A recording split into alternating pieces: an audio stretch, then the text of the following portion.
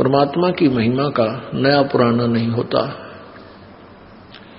जैसे हम प्रतिदिन आहार करते हैं, सुबह रोटी खाई, शाम ने फिर भूख लगी तो आप स्वस्थ हैं।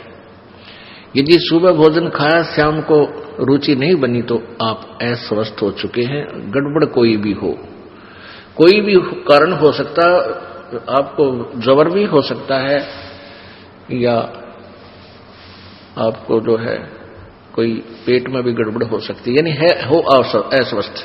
उसका क्या तरीका है कि फिर रोटियों में रुचि नहीं है तो गोली कड़वी दवाई लेनी पड़ेगी, ना चाहते हुए भी फांका मारना पड़ेगा, और फिर स्वस्थ हो जाओगे। फिर रोटी ठीक और फिर स्वादिष्ट लगेंगी। ऐसे ही परमात्मा की महिमा जितनी बार भी आप सुनते हो और उतनी ही बार आपको रुचि कर लगती है, तो आपकी भक्ति और आपके संस्कार बिल्कुल स्वच्छ चल रहे हैं, स्वस्थ चल रहे हैं।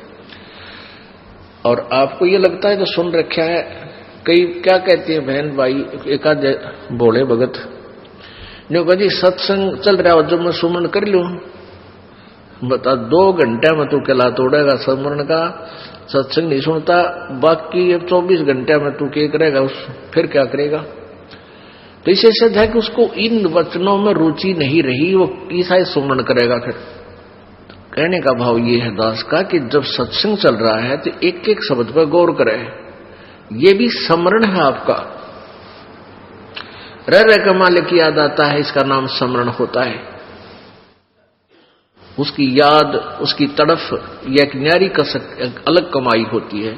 इस भक्ति की ही कमाई में से ये एक उसका पार्ट है, अंग है।